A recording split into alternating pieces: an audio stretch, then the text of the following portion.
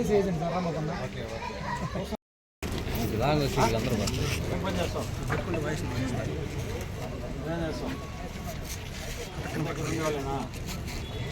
ఉంటుంది మీ ఏరియా? రాత్రిలో ఎవరైనా గొడవలు చేస్తున్నారా? గంజాయి దాస్తున్నారు? ఎవరన్నా అమ్ముతున్నారా? ఈరోజు మన నెల్లూరు జిల్లా ఎస్పీ మేడం అజితా వేజన్ల ఆదేశాల ప్రకారం మన ఆర్టీసీ బస్టాండ్ వెనకనున్న అరుంధతిపాలెంలో కార్డన్ అండ్ సెర్చ్ ప్రోగ్రాం ఏర్పాటు చేయడం జరిగింది.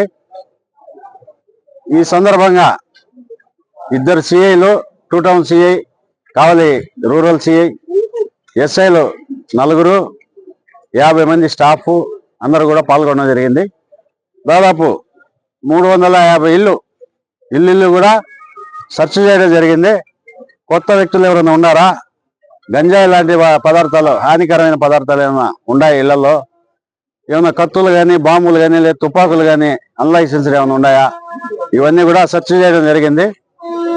ఈ సందర్భంగా 27 మోటార్ సైకిల్స్, వాటికి వ్యాలిడ్ డాక్యుమెంట్స్ లేవు, సరైన పత్రాలు లేవు. రౌడీస్ ఒక 2 ఉన్నారు, సస్పెక్ట్స్ 2 దొరికారు. వీళ్ళని తీసుకెళ్లి స్టేషన్లో పెట్టి విచారించి పంపడం జరుగుతుంది.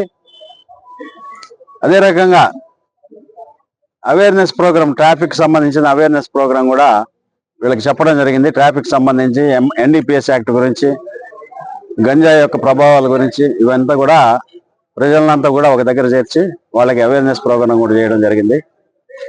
మన ప్రెస్ వాళ్ళు కూడా బాగా సహకరిస్తున్నారు. ఏమైనా ఇన్ఫర్మేషన్ ఉన్నా కూడా వెంటనే ఫోన్ చేసి చెప్తున్నారు. ఇంకా కూడా మన కావల్లో ఖచ్చితంగా గంజాయి ఏమాత్రం ఉండకూడదు. మన ప్రెస్ వాళ్ళు కూడా హెల్ప్ చేయండి. ఎలాంటి ఇది ఉన్నా కూడా మాకు వెంటనే తెలియజేయండి.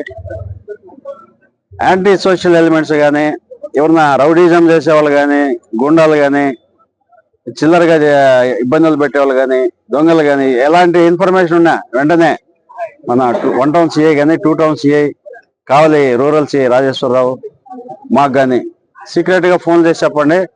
మేము తగు చర్యలు తీసుకుంటాము. అందరికీ మంచి జరగాల, అందరూ శాంతి భద్రతలతో సుఖంగా హ్యాపీగా జీవించాలా. CC cameras. ఇంకొకటి మెయిన్గా పండగలు వస్తున్నాయి, పండగ సీజన్ సంక్రాంతి. ఈ టైంలో ట్రాఫిక్ కూడా బాగుంటుంది.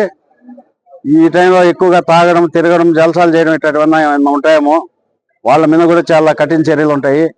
గుళ్ళ దగ్గర వేరే కొంతమంది ప్యాకాట్లు ఆడుతున్నారు, సీక్రెట్ గా మందు తాగుతున్నారనే సమాచారాలు కూడా వచ్చాయి. ముందుగా చెప్తున్నాను, చాలా తీవ్రంగా ఉంటుంది. వాళ్ళని కానీ మేము పట్టుకున్నామంటే అటువంటి అసాంఘిక కార్యక్రమాలు ఎవరు పాల్గొనకూడదు. గుళ్ళ దగ్గర జాగ్రత్తగా పవిత్రంగా ఉండాలా.